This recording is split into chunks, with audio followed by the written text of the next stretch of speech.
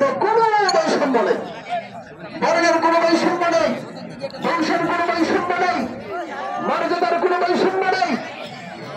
আল্লাহর কাছে সমস্ত বান্দারাই হচ্ছে সমান, তবে তাদের মধ্যে যারা মুত্তাকি হবে, মুখলিস হবে, তারা আল্লাহর কাছে সব চাইতে প্রিয়।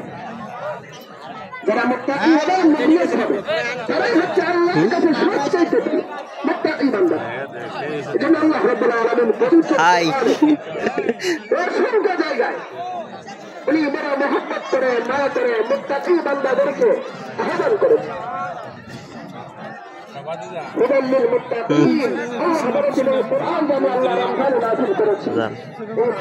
সমস্ত মানুষদের জন্য প্রদর্শক হবে না,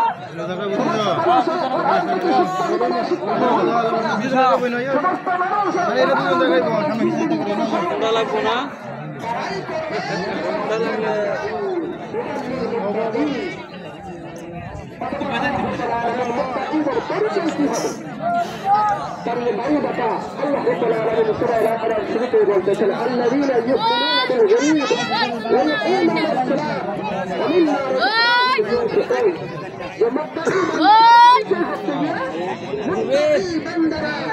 رزقناهم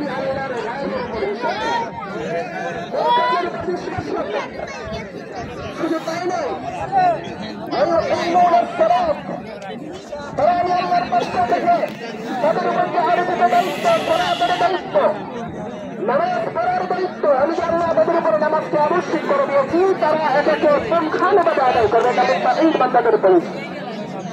3 নম্বর পরিচয় মিম্মা রাযাকনাহুম ইউনফিকুন, এবং তারা আমি আল্লাহ তাদেরকে যে ধন সম্পদ দিয়েছি, আমি আল্লাহ তাদেরকে জীবন চলার জন্য তাদেরকে যে পাঠিয়ে দিয়েছি, মুত্তাকি বান্দারা তাদের সেই ধন সম্পদ থেকে আমি আল্লাহর সন্তুষ্টির জন্য ব্যয় করবে।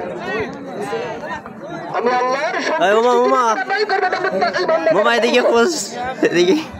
মুহতারাম হাজিরিন, আজকের ঈদের আনন্দ তখন এই সার্বজনীন আনন্দ রূপ নেবে যখন আমরা আমাদের আনন্দটুকুকে নিজেদের মধ্যে সীমাবদ্ধ না রেখে যার যেমন সামর্থ্য আছে, আমরা যদি আমাদের সামর্থ্য দিয়ে আমরা যদি আমাদের আশেপাশের মানুষগুলোর মাঝে আমরা আমাদের আনন্দটুকুকে বিতরণ করতে পারি, আমরা যদি তাদের খোঁজখবর নিতে পারি, আমরা যদি তাদেরকে সাহায্য সহযোগিতার মাধ্যমে যারা আমাদের মধ্যে অসহায় গরিবেরা আছে তাদেরকে আমরা সাহায্য সহযোগিতার হস্তদয়কে প্রসারিত করতে পারি, তাহলে আজকের ঈদের আনন্দ সার্বজনীন আনন্দ রূপ নেবে।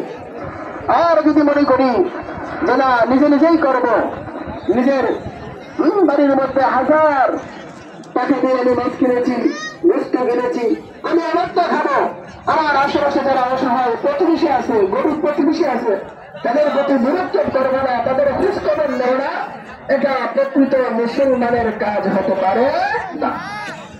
মুহতারাম হাজিরিন, এই জন্য এদের আনন্দটাকে সবাই ছড়িয়ে দেওয়ার লক্ষ্যে আমরা শুধু নিজেরাই নিজেদেরকে এই আনন্দ ব্যতিব্যস্ত না থেকে এই আনন্দ আমরা ছড়িয়ে দেওয়ার চেষ্টা করব।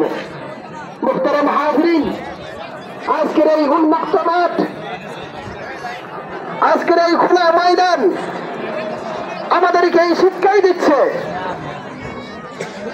যে যেরূপভাবে আজকের এই ঈদের জামাত আমাদের ধনী গরিব